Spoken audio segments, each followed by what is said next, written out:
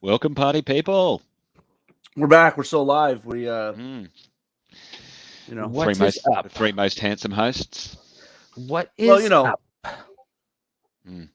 it's true. It's true. Mhm. So it's funny. It's funny. I want to start this off with this. I thought this was great. So obviously, Jeremy and I had a birthday this weekend, right? Yes. And yes. every Happy time we birthday. have a birthday, I have a lot of friends on Facebook, obviously via Kings of War, Mhm. and I get the hey, happy birthday, and every year it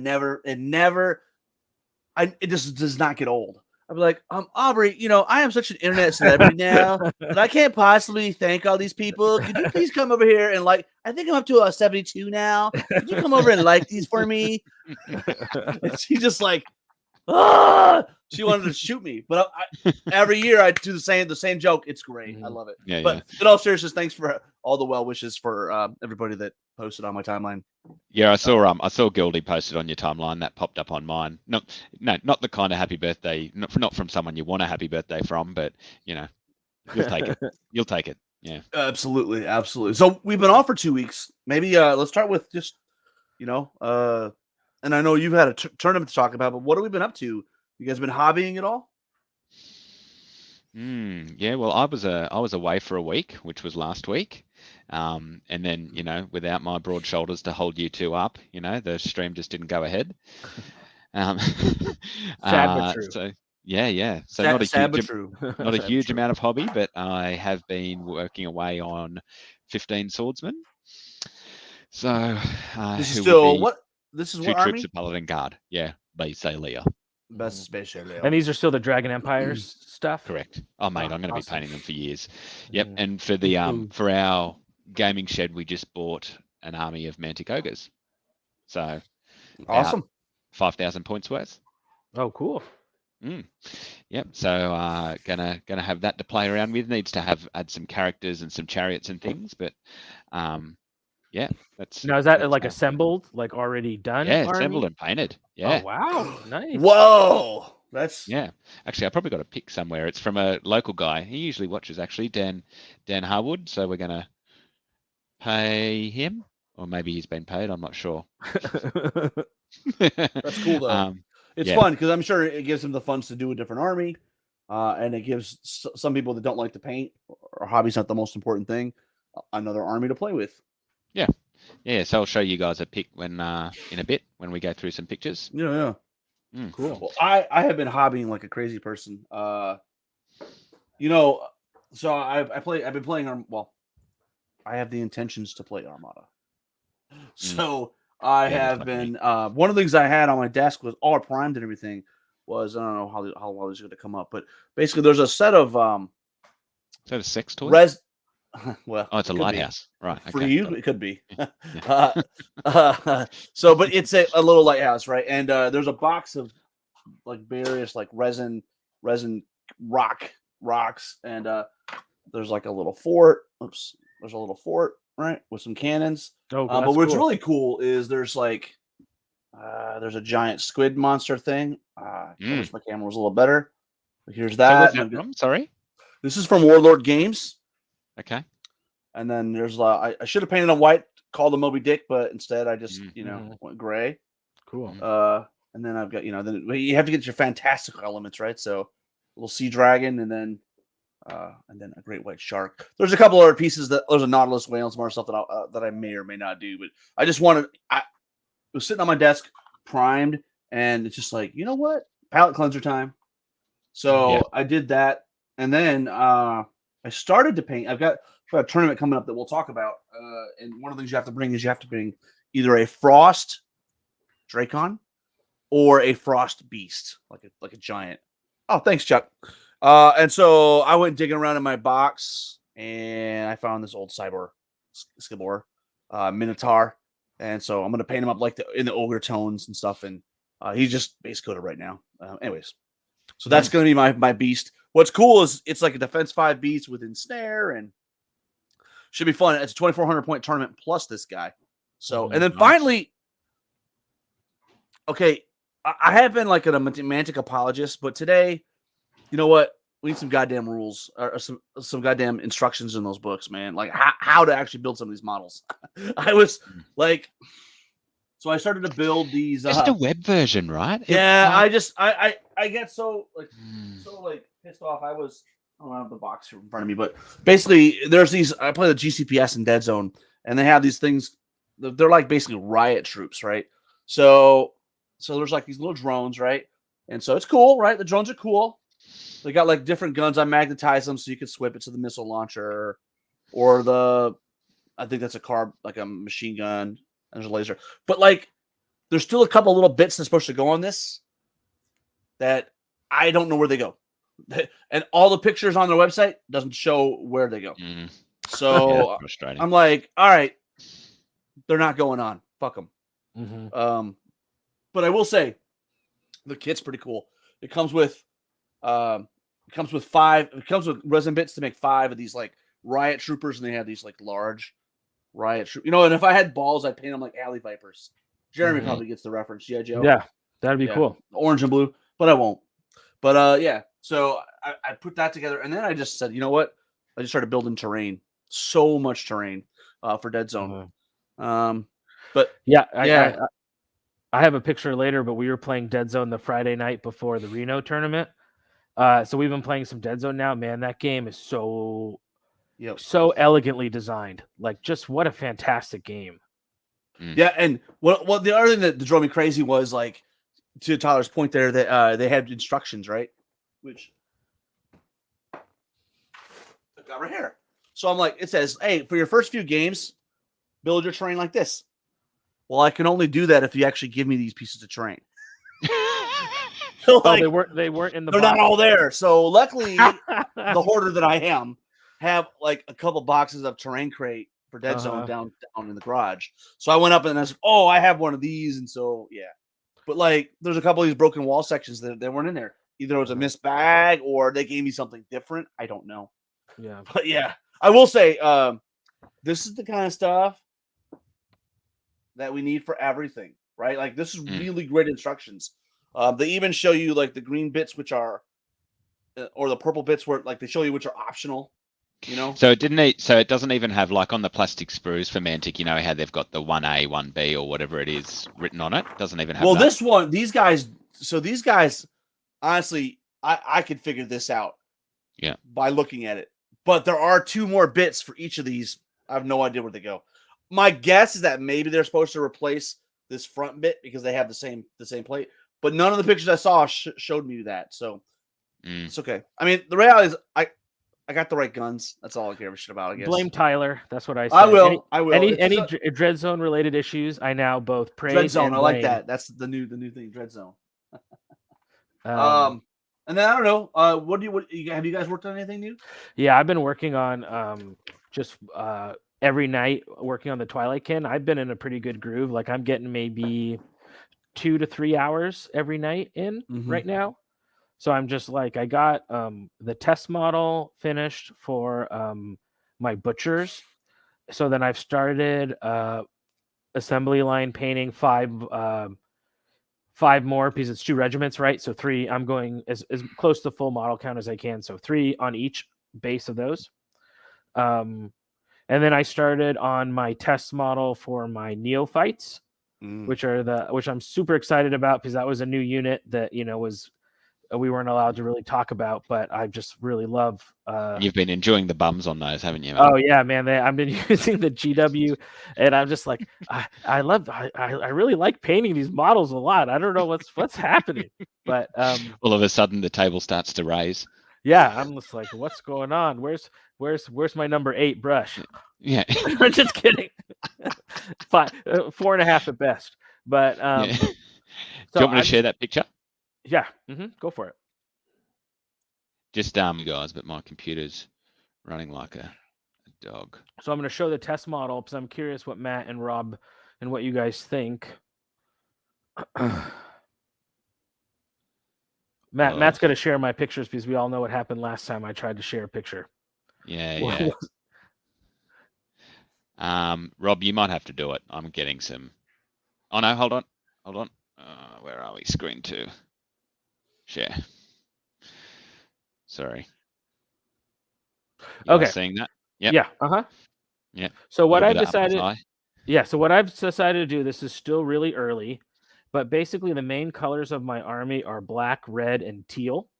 So like if Mhm. you remember, my butcher was gold, and then the underside was a sort of like that fleshy color, and then the scales are red, black, like interwoven, and then the hair is that teal color.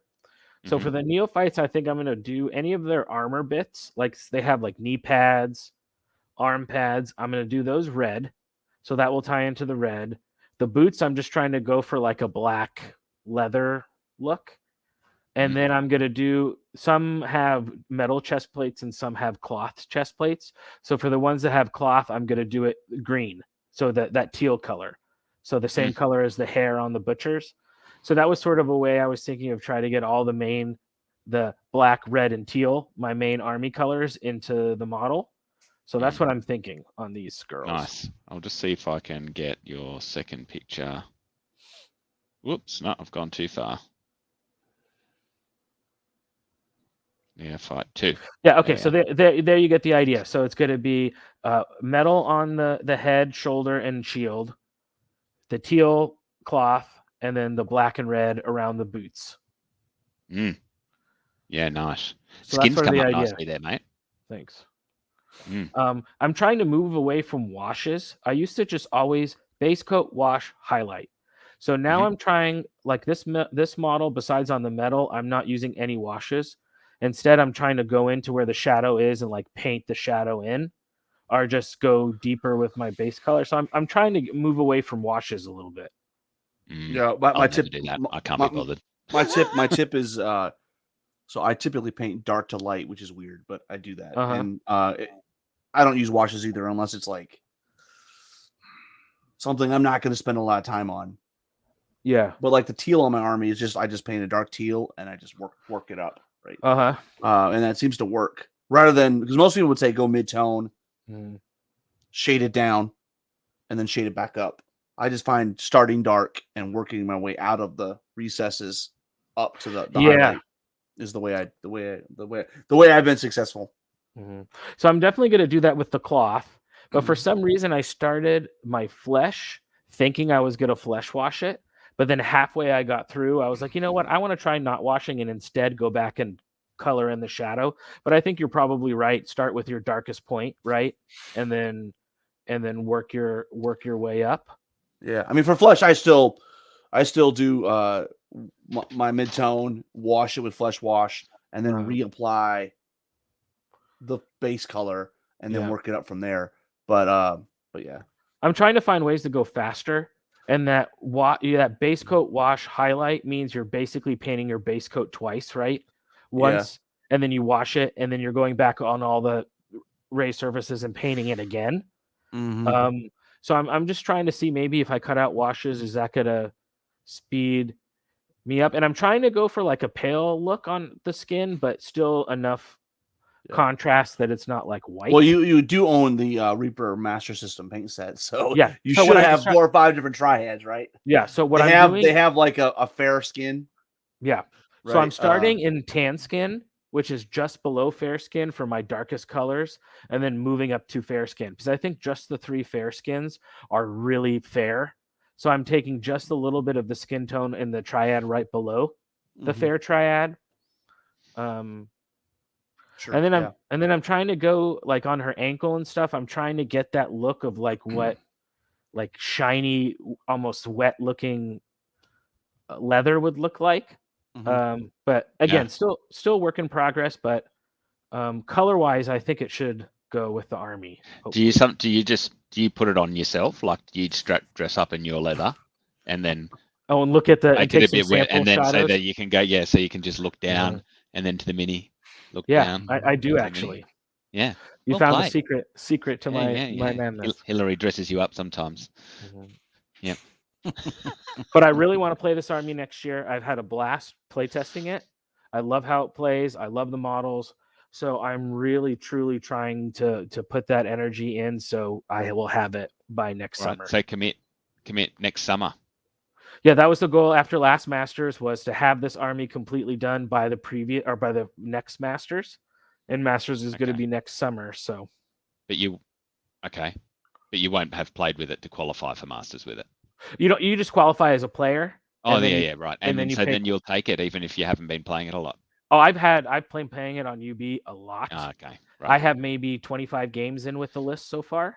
Mhm. So if I went to Masters with it today, I would have more experience than any list I've taken to Masters. So so I feel, and I played it with blank bases, like on the tabletop to get that tabletop experience where I just put on a post-it note like whatever unit is. Yep. Yeah.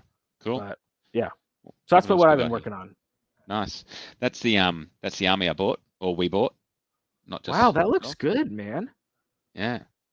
So it's got, as you can see, lots of hordes. A legion. Oh, gotta love a legion.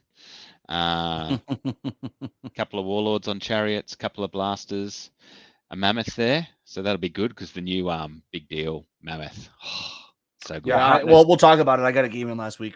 First time playing with it. Oh, you want to talk about it now? Then sure, we can. Yeah. So I was prepping. I have a tournament coming up called Kings of Winter. Comes up this weekend. Hopefully, we'll see some of you there. It's in middle of nowhere, Missouri. It's Springfield, Missouri. Yeah, at a store called Meta Games. Yeah, I'm old, but anyways, it's 2,400 points, and you get a free giant or a free frost strike. And so last week I played basically the list I took to whatever event I was just at. It wasn't Michigan GT, it was the other one. I'm getting old. There's two, they all blend together. But it's got more points. It's 2,400 points. So I basically it still has a bunch of siege breakers. It still has the horde. But I was able to work in a few more characters, and I was able to work in the gave one of the warlocks the stealthy bubble spell, which was pretty cool. And I worked in and obviously I worked in the big deal. The big deal, yeah. And honestly, the best thing about it is the fact he's very inspiring 9, right? Like 9-inch, right? 9-inch bubble is huge. The other thing is the special brutal thing. I forgot like every time. I'm like, crap. I mean, he's brutal too, which is great. And he can give someone else an additional +1 brutal within, I think it's 12 inches without requiring. I think with ogre special the ogre keyword, yeah. So it's like infantry and stuff. But like that's great. You basically have 2 units that near each other that have brutal 2, which is really great. But honestly, I forgot to use it the whole time. The other thing that's a little bit of a problem is that he's huge, and it turned out like he drew all the fire. I was playing Abyssal Dwarves, and he had the 3 of the mortars, and that's all he shot was that's all I could see most of the time. Was him. So, do you have drain life on your warlocks? I do. Yeah. So you got to get close enough first, I guess. Yeah. I honestly, I don't know. It's probably the way I'm playing it, but the drain life is just underwhelming to me because it's got such a short range of 6 inches, and it's just like ugh. So then you've got to roll the hit, and then you've got to roll the damage. And against his stuff, it was either defense 6 or defense 5. So I wasn't, it was a little underwhelming, to be honest with you. But it'll get better. The more I play it, the more I'll learn to be learn exactly where those warlocks need to be to make maximum advantage of the drain life. Well, and because Nom Nom's got normal heal, doesn't he? He doesn't have drain life. He just is normal, which isn't a bad thing, right? Like, because it can be heal 7, right? So. And then that gives them vicious. So vicious brutal too. Right. Vicious brutal too. Yeah, I'll take that. And not every army you're going to play is going to have 3 heavy mortars shooting at it too. Right? Yeah. Well, hey, I still beat him. I mean, come on. So that was it worked great. He took all that fire while the rest of your army was able to. To be fair, the dash 18's big, right? So he's shooting at this guy. He hit him at every turn, but every turn I'm like, heal 7. So he was alive at the end of the game. Is it defense 4 or 5? Defense 5. Defense 5? Yeah, which to me, if he's alive in the end of the game and drew all the fire, that's a big win. Mm-hmm. Yeah, massive win. Defense 5-18, that's pretty good. I mean, that is hard to move. Yeah, dash 18 is great, right? But I mean, it's been like that for the whole time. The thing about the mammoth, now that they got the big deal, it's just like one more reason to take him. I used to take him in the past, and to be frank, why you would take him is there's 2 reasons I would take him. Number one is when he's behind your line, he still has the same charge distance as a giant, but his center point is so far back that you can pivot and you can sometimes hit stuff that a giant couldn't hit. You know what I'm saying? Because your center point he's a giant long base, and so when you pivot a little bit, you're like, the other thing that I've done is he's got this long 150, 100 millimeter wide base. You can like pull him up and turn him sideways in front of something and completely block line of sight to just about anything you want, right? And unless it's an ogre horde hitting you in the flank, if it's chaff or something small, we talk about a lot of good plays to start thinking about when you're working on your game, using your own units to block line of sight to other units, just like how you use terrain, but just pivoting a unit slightly to the left or to right, you can completely deny line of sight on all sorts of stuff like Rob is talking about. Yeah, or drop your Titan an inch away from another Titan, right? And block that, and they can't see anything. Exactly. And they're unlikely to go through you in one turn, Yeah, exactly. Yeah. Yeah. So it was a good game, and that's what I've got. Actually, you know what? I've got my list here. I'll bring it up. I think we're going to see a lot more mammoths. The big deal means I know you used to take them, but it wasn't common. No. Well, let's be honest. If you took the mammoth over the giant, you were wasting. You were not taking the efficient option, because they were both kind of doing the same thing. The difference is that the mammoth consistently, 12 attacks rather than the D6 plus 8. You had a consistent number, but you still had on 4s, and 4s are garbage. Let's be honest. Garbage. I mean, the mammoth is great when it's going in with something else, and so you're going to get like 3 or 4. You can reliably get 3 or 4 wounds on anything, right? Because he's going to have all that crushing and all that thunder charge, but you're not taking out much, right? Or you could throw him into a small horde of something that would have a hard time. If you have heal behind him, you could tie something up for a long time. Yeah. While you're getting that up, Rob, what do you guys reckon? I was talking with I was on After Dark, who was on Luke and Garrett the other night. Do you reckon we're going to see Scorched Earth much? I think man, I haven't tried it yet, but that's a cavalry killer, right? Like literally, like, oh, you have a horde of cavalry. Oh, this is my tool to go. Because I mean, you can't use Strider, you can't use Pathfinder. Oh, you're in trouble. Yeah, my feeling it's going to be a very meta choice. I think. I don't think we're going to see it. I don't think we're going to see it as a staple in lists. Some of those specialty spells, I feel like they always like challenge each other, right? The ones like that, or so I don't know. Is that or Host Shadow Beast I'm curious to see which is the one that's going to like rise to the top. But it might be just as with much of this pack. Instead of making one thing great, another thing's worth, it brought a lot of stuff up. That's probably all solid choices, like you said, based on what your local scene is. Which I think is great, right? I don't think we need to see things that are auto, but to have an option if you've got a club mate that always brings a lot of cav. For sure. It's going to be interesting because, like, I had been taking a lot of Kingdoms of Men, and Kingdoms of Men don't really have a problem with cavalry, right? With all the ensnaring pike hordes. But there are other armies that do suffer, that are not fast, that don't have the chaff or don't have the pieces. It's going to be one more tool, man. Now, is it one use? It's only one use only, though, right? What? No. It's a spell. So you just use it every turn if you wanted. Yeah. Oh, that's rough. Yeah. So to me, like thinking of it, like you say, Rob, there could be some armies that do it that it's more useful. So like, I think it'd be really useful for dwarves, right? Because you're always getting outpaced. So if you can strip at least one of those cav units, then you got a better chance. But I don't think we're going to see it as an auto. No, I don't think so either. Just as like I've been playing with the Celestial Restoration, which is amazing, it's really good, but I don't think it is great in every list either. So I think a lot of those I think it's just going to determine on what your build is. Yeah, I agree. Which I think means good game design.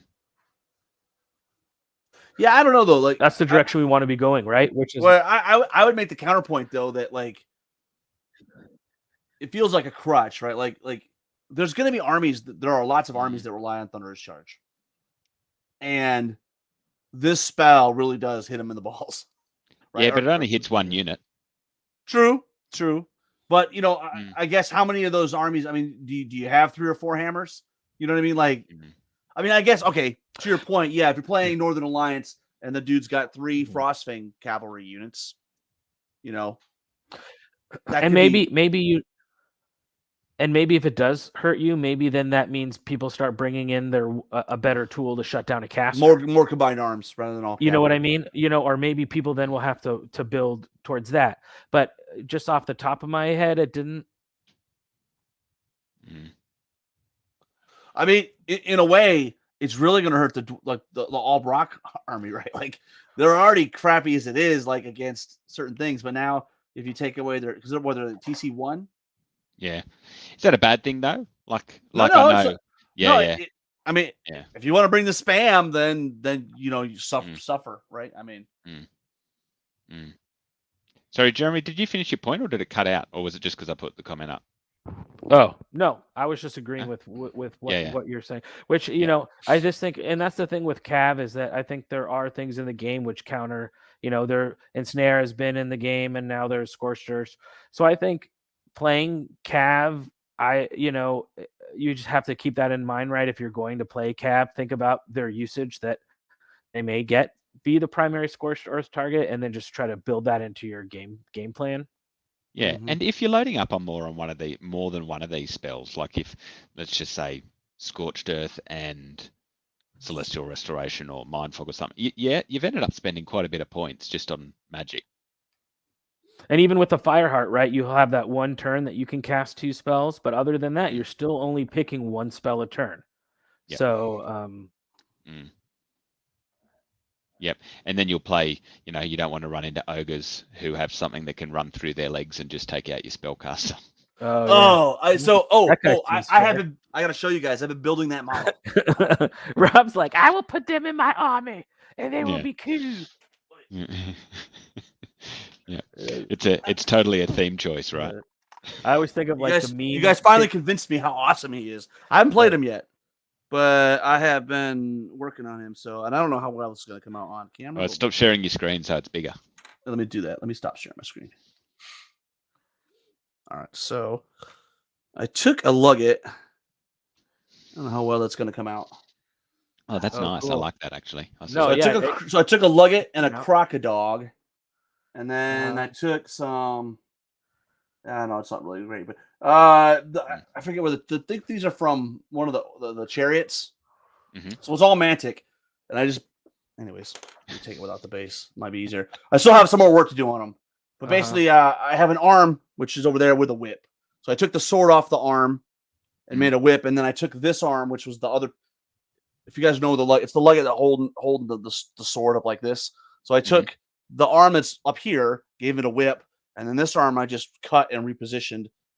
It's kind of in front holding chains. Yeah, nice. So, yeah, it's gonna be cool when it's done. I'm pretty excited about it. Gotta do some more green stuff. Just one, Rob? The problem is, my friend Dylan Scribner, great Sally player, points out that they don't score. So I've kind of really gotten away from playing a lot of. In my Kingdoms of Men list, I have a lot of individuals. In my ogres, I have not been taking any individuals. That's what I was saying to Garrett. I was like, yeah, I think it's a really good unit, but one of the best strengths of ogres is that everything scores. Yeah. So if you're taking that, you're losing that. Like so many times I play ogres and I feel like I'm dominating the game, and it gets to turn 5 or 6, and once I actually count up unit strength, I'm like, shit, I'm not actually winning. Right. Yeah, so I think you're still sacrificing something to take it, but it is pretty good. Yeah. So, anyways, I'm going to be working on that, and then that'll probably go on my list. Because I think Kings of Winter is the last event of this year, and then there's just one a month: January, February, March, April, all the way through. So I'm excited about that. Well, let me bring up my list. You guys can tell me what a crazy person I am. Share screen. All right, so it's very similar to what I had been running. So obviously 2 Goblin Scouts. I don't know that one. I probably don't need 2, but I do like having a unit that does move 20, right? Charges 20. Like if I have to throw something away, it's 100 points, right? Now, what's interesting is that the bumped up nerve did come into play. Like I put them in basically a tie up a obsidian golems, and it like the extra nerve actually is a big deal now. So like they didn't die like they were supposed to. So I was like, all right, I got to think about this again. But anyways, so 2 red goblin scouts. I still have the horde of warrior chariots. They have the boots of striding. That would be a great target for Scorched Earth, right? Like that would be a no-brainer. And then I've got my 2 regiments of Berserker Braves, because why wouldn't you take the best, one of the best chaff units in the game? And then, as you do, 4 hordes of siege breakers. But I had a little extra points, so one's got caterpillar now. Now I just got to remember it, which is the hard part. That's why I don't take a lot of magic artifacts, because I always forget. Then I took 1 mammoth, upgraded to the big deal. 250 seems like a lot, but really, because he's got a very inspiring, you can. I'm almost thinking I might drop one of the warlocks. I hate to say it, but I might. Like I don't really. I mean, with Namagarok and 2 other warlocks, I don't know if I need all that. It's not about need. It's not about need. Well, I know that, but Jason brings up a good point, which is I also do really like the bully heroes, right? Yep. Which actually you could argue or could fill that same role, and have the ability to be nimble, right? Which is great. Yep. But so then we got the mammoth, which super awesome, and then oops, it's not coming. All right, so let's try this.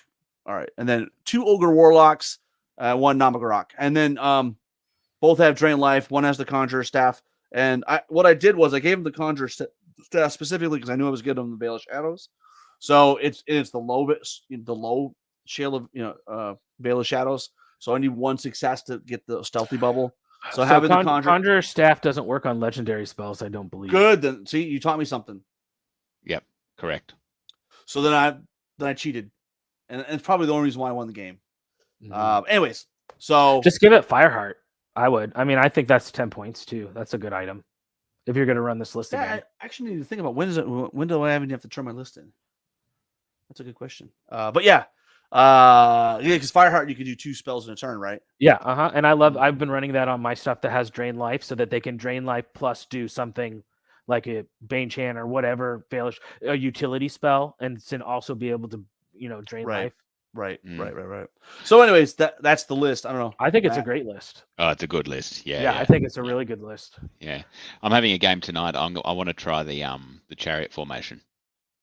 So, Hell on Wheels, I used to play it in 2nd edition, and I have all the models built. It's an interesting list. I'll just say it like that. It doesn't have it has a good punch. But then it gets punched back, and then usually it struggles. But I don't know what. So you get increased nerve now? What does it give you again? It's rally 1, right? Rally 1 from the ogre, and something else. I want to say I haven't got my book with me. Yeah, Jason's bringing up a good point. My problem is I've got easy. By the time I get into battle, it. 6-inch range sucks. Let's be honest, man. It's just garbage, dude. So I'm really not even using drain life until turn 3 at the earliest, unless they rush me, which is not usually the case.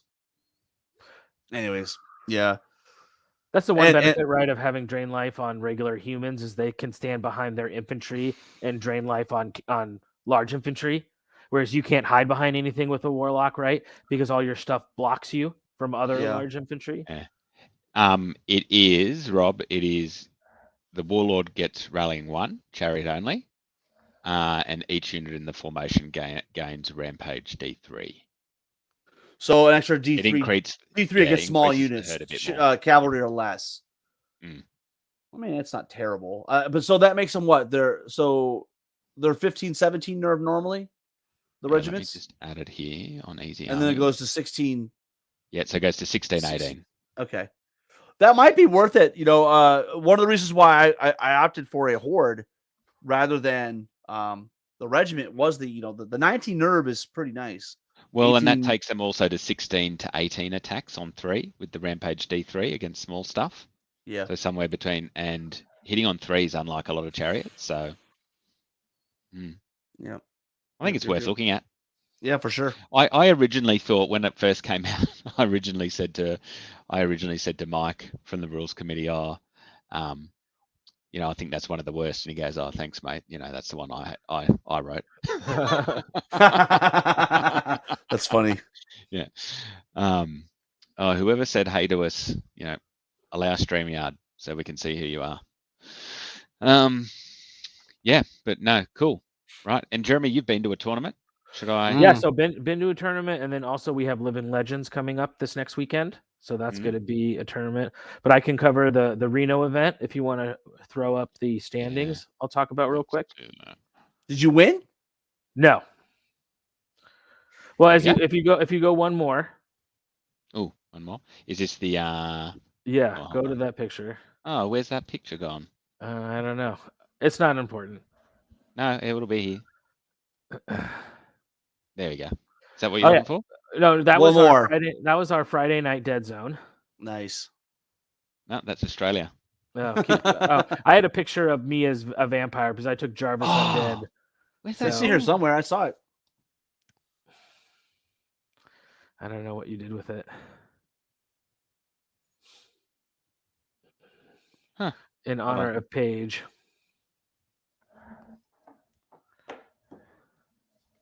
Jeremy cosplay. Why is that not coming up? Oh, it's changed it for some reason. There you go. There we go. Okay, there's my Jarvis of my army. That was my costume to play. So I took Jarvis Undead. And it was like, pick my army. I can't take any whites. I can't take any vampire infantry. But I mean, I still did have Soul Reaver Cav and Ogre Palace Guard, so it wasn't like a horrible list. But my first game, I played against Ryan Weebles, who went to Masters last year. He's got an Orc army. I made like one stupid error where I had Jarvis like an inch away from my 2 troops of Wraiths, which are -12, and he did 1 point of damage to each and rolled an 11 and killed both of them. And that whole flank was just gone at that point. And that was just my stupid mistake. I thought that they were within 9 of Jarvis. PC's very inspiring, but I just didn't double check. And so those guys died. My second game, I tied. I snaked on Eshinara or Shakira, whatever that person is. Shakira. And I needed with my sharpness, with my sharpness, Soul Reavers. They would have killed her. They would have gone 1 inch into a Void Lurker, killed the Void Lurker, turn around, and then been facing the middle of the board. Woulda, shoulda, could have. Yeah. So Snake Eyes there and died, and then been there, done that, my friend. Yeah. Oh, so I'll just charge the little individual and then get the free charge of the giant's flank. Yep. And then you don't do any wounds. So don't do anything. Yep. So I won 1 game. Tied 1 game, and then on my second day, so it's 2 games on day 1, 3 games on day 2. And then I won my next 3 games pretty handily on the second day. But congrats, Mike. It took best overall. There was paint and sportsmanship at the event, so it was a pretty much, true blue. Wow, he crushed you guys on paint. 38. Yeah, I was about to say. Yes. So the paint judge. Well, Scott had a 40, but still, So why were you scoring so low, Jeremy? Where is it? So Zach Pierce, Zach's super nice guy. His lovely wife came and painted, and she was the paint judge. And let's just say judging paint in a miniatures tournament for the first time, not being, I don't think she does miniatures. I think she was there just to help out. The paint judging was a little I don't know. She was so nice and she gave up of her time. So I don't want to critique her, but there was some wonkiness. Nobody ever likes our paint score. Let's be honest. Yeah, no one does. And I'm not even talking about me because I took some undead stuff, which is much older stuff. Mm-hmm. But some of the things, anyway, no need to harp on. Good thing Scott's a great painter because he looks like he played like crap. No. I'm just saying that, I hear excuses, Matt. How about you? When you go moving forward, as far I expect results, not It's not As me, it's far the as judge, Willis. critiques would be to them, they didn't have a ringer, so someone had to have a buy, and they tried their absolute best to get a ringer. But to me, that's just you have to have a ringer. You gotta have a you gotta have it. You have to have a ringer, especially if you have people traveling from out of town. Like I don't want to go to. Sorry, go ahead, Matt. No, I totally agree. Totally. That's one of my biggest gripes going to a tournament. If you travel or people come into my tournaments, if people have traveled 100%, no one's taking a buy. That's the TO's responsibility. Yeah. And then I would just next time, for as far as a paint judge, I would just try to get a little help or get someone. You have a rubric, or is just there was a checklist. So there was a rubric. But I just think that, it's tough. And I think she did some of the paint judging while people were playing their games, which is really hard because you have stuff moved around or whatever. So again, it's their first big tournament they've run. So, lots of lessons you can learn. And then I've noticed in my own play, I've found that certain habits that you develop from UB are not good for the tabletop. not transferable. Like And cheating. And you develop bad skills, bad tabletop skills. And also sometimes there is a shorthand given when you're playing at a certain level that to someone who doesn't know, it appears as being sloppy. But in actuality, it's more of like you have an individual, right? And then looking at an individual are like a certain unit that has nimble. I know exactly, or where it can go, right? So your opponent will just say, okay, I'm going to charge here into this flank, etc. But they won't actually go, okay, move, pivot, connect, I'm in. And I think that maybe newer players or players that are new to the tournament scene don't quite know that yet. So they feel maybe that you're trying to move too fast or do stuff like that. So I that's something that I've just noticed. So I think what you do then is that you just go right down to the basics when you're playing that sort of player, and you just go, is Geldy talking crap about you? Always. Of course, always. And Rob censored him a little bit there too. Yeah, no, I totally agree, Jeremy. And I think once you're used to it, it's kind of those things you just go, you pick your unit up and go like that, right? When it's obvious that you do it. And but yeah. We had this issue. We had this issue at a Blue Sea Brawl where we had two ex-War Machine players that thought, "Oh, we're going to come to this tournament and we're going to raffle stomp people." Yeah. And they basically they didn't know the shorthand, right? They didn't understand the nuances of the rules, like especially with moving individuals, and they got into a lot of rules altercations because they just haven't developed that skill set. And where they thought, oh, they're cheating me. No, they're cheating you. Just there's no point of walking it through this when it's an individual who has a free reface and a nimble pivot, right? Or two pivots.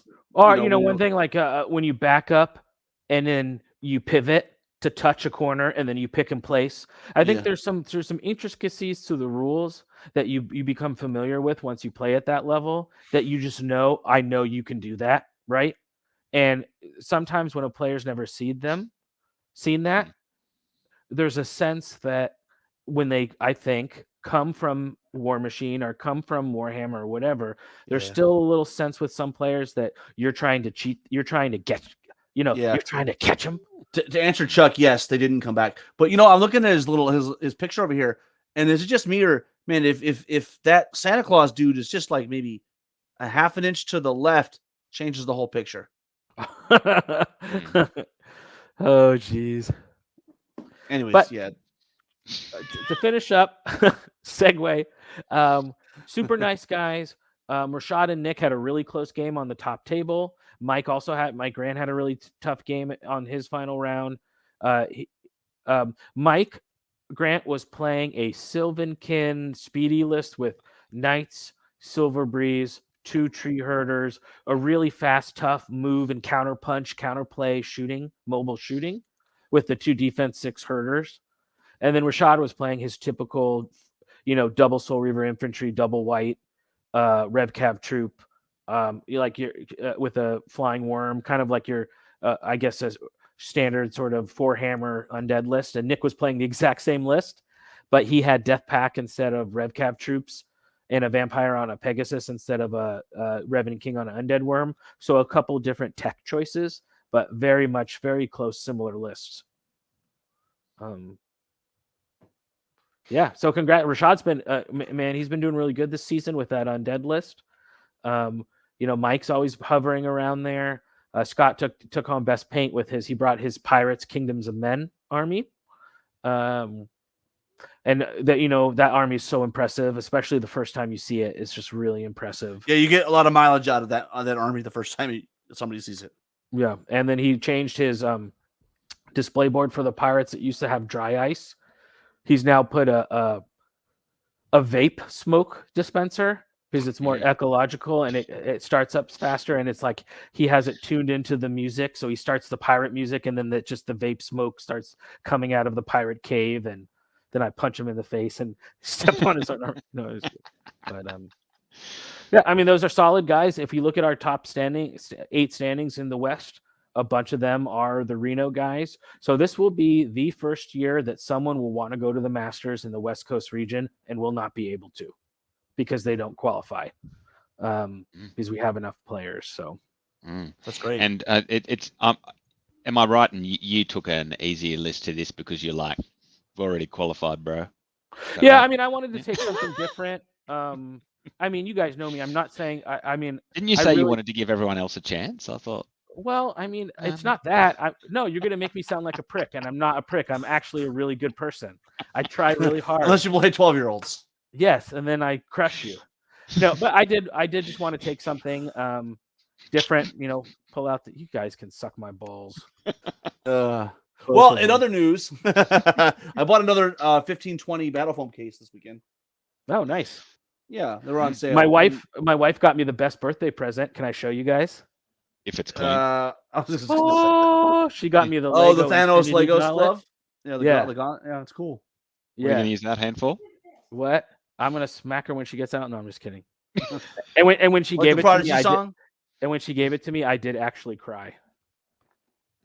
Nice. Because I was so happy. No, just don't lose any pieces. Then you really. Oh, there's my wife. Cry. Hey, Hillary. Yeah. It was more of like, when someone like if your wife bought you like a limited edition G.I. Joe figure, Rob. It's just nice to know that like my wife wouldn't do that though. She just. But I mean, here's $100. I noticed $200. Go buy something. I said that would. I was mainly thinking it's nice when your spouse knows what you love. Hey, I appreciate the fact that you're young, so I'll let you live in the glow. Mm-hmm. Yeah, I'm just gonna live. It doesn't work that way anymore. Yeah, you're in year 1, mate. You're in year 1. Yes, and I keep telling her I'm gonna die way before her, so I'm just gonna enjoy this, few years that she has me, and then I'll die, and she'll get all my stuff, and then she'll, move in with her friends like Golden Girls. That's what I imagine will happen. Golden Girls. That's funny.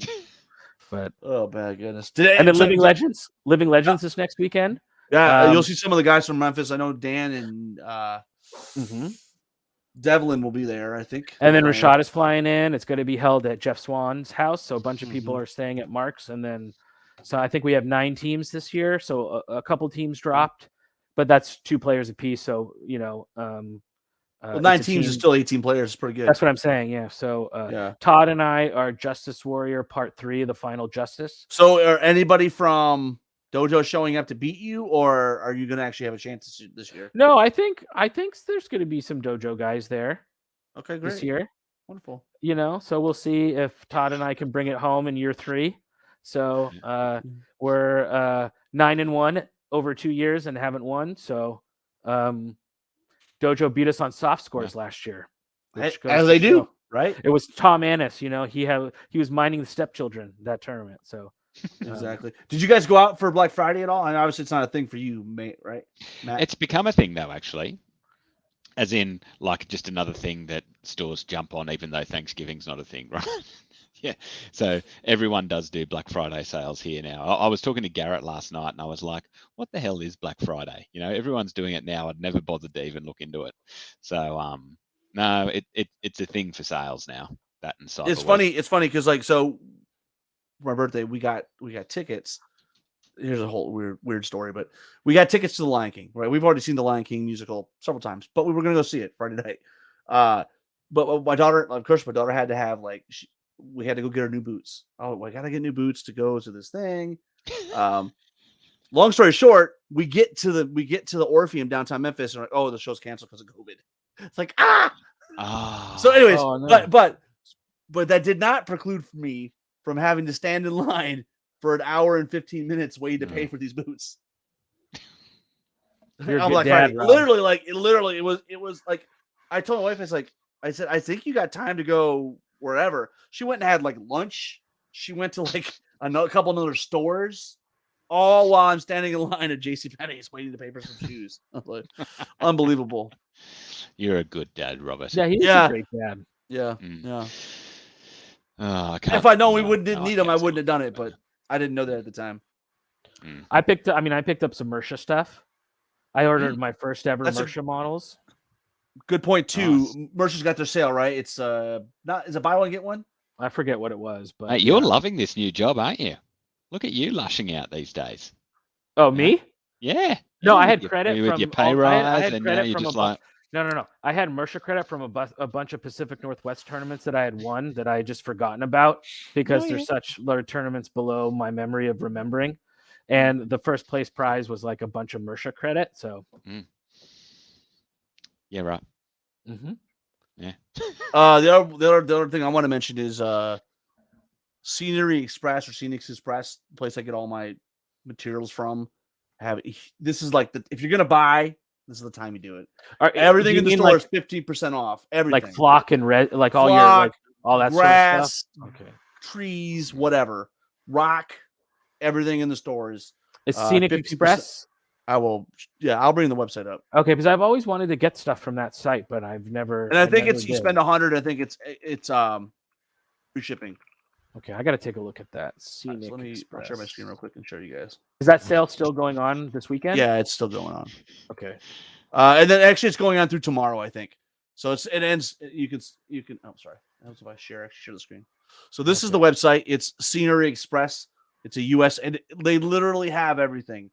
And for people that are paying like $20 for a little tub of grass from Games Workshop or $9 for a little tub of grass, just go here. Like you can get like generic summer grass. A pound is $24.